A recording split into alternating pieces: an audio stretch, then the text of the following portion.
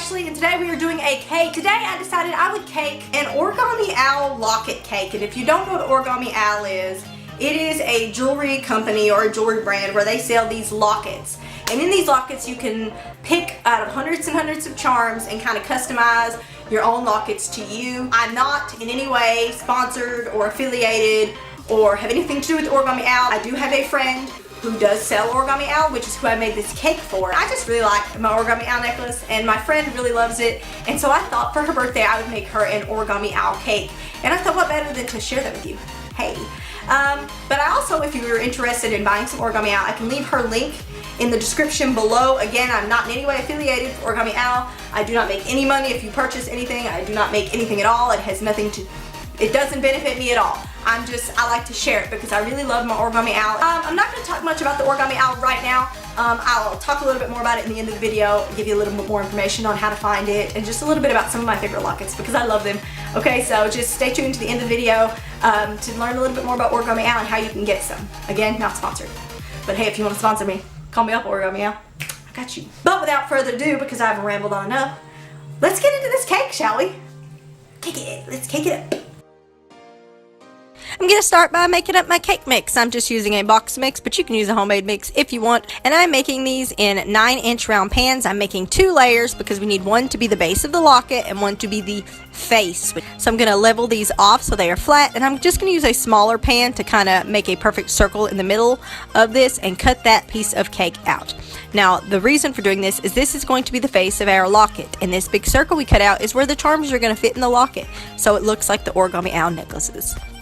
Don't forget to simple syrup your base before you start your crumb coat. Of course, there's a video on how I made my simple syrup bottle in the description below if you want to check that out. It's super quick and easy, but I'm going to crumb coat my cake, simple syrup the top face of my locket as well. Again, link in the description on how to make this cute little handy bottle.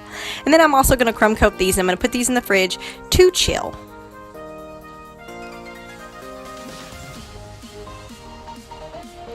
Once these have chilled for a while, I'm going to do another coat of frosting, and of course, like the same old that I always do. You can check any of my cake videos to see how I do this. I just slather on a good generous layer, and then I scrape it off till it is completely smooth. You don't want lumps and bumps because you don't want to be able to see it through your fondant. So now, taking the base of my locket, I'm going to cover it in some white fondant. The reason I use white is because I'm going to color it to make it metallic looking like jewelry. So I'm going to smooth this out, use my little pizza cutter to trim it, and then just smooth it out so it's perfectly smooth and looks beautiful.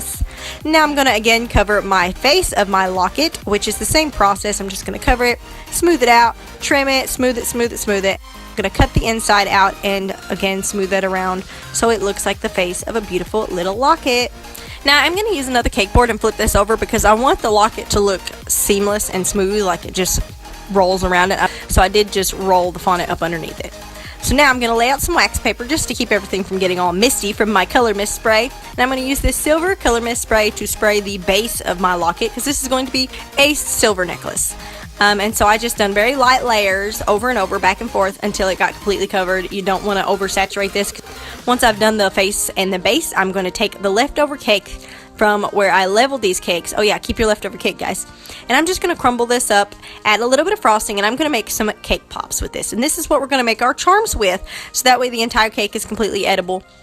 So I'm just going to keep adding frosting and mixing it with my hands until I get it to the consistency I like.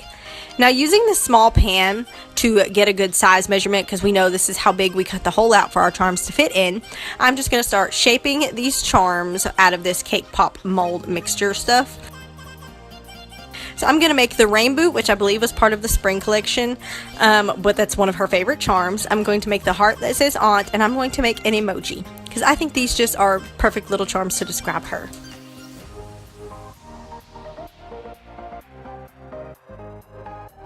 So now that the base is dry from all of the spraying of the color silver that I did, I'm going to take some frosting, add a small little layer, and I'm going to transfer the face of the locket very, very carefully onto my base. And then I'm just going to smooth out any imperfections and try to make it look as nice as possible.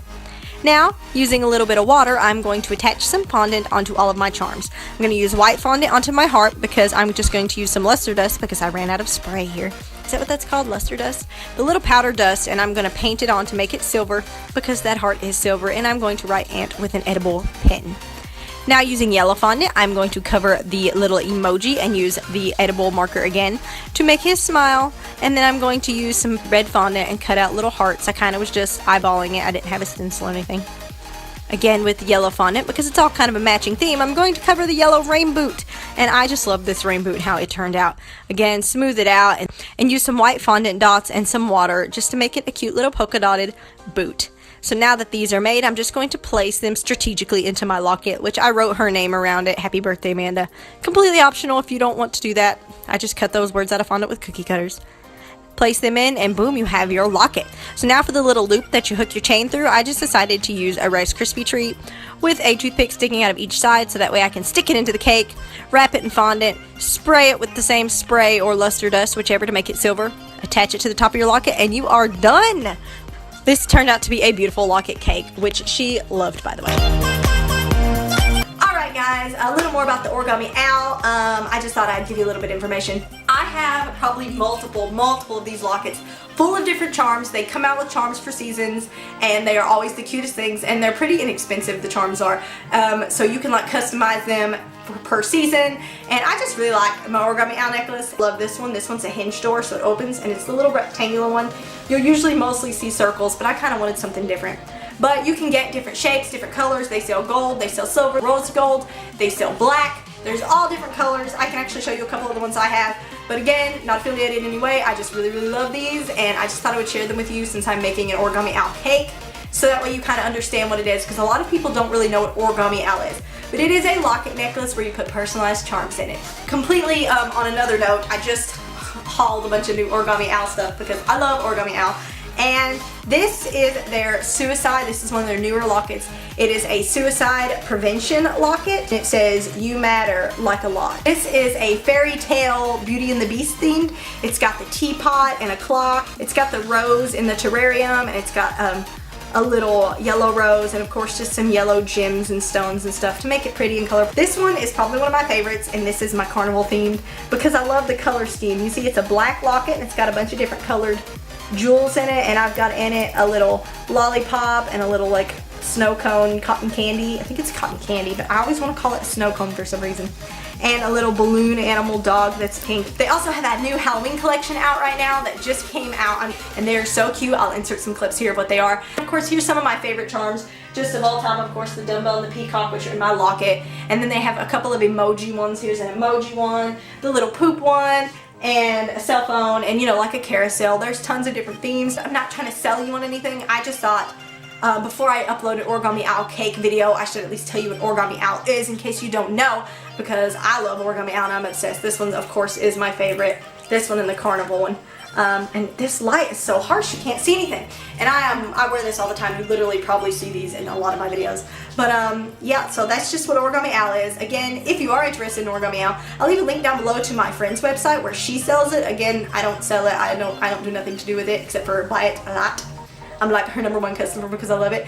But yeah, I'll leave a link down below to her website and page and all that good stuff to find her to get you some Origami Owl if you decide you want some. Alright, thank you for watching this video. I hope you like it. If you do, don't forget to give it a big thumbs up. Don't forget to subscribe. Alright, I'll see you guys next week. Bye!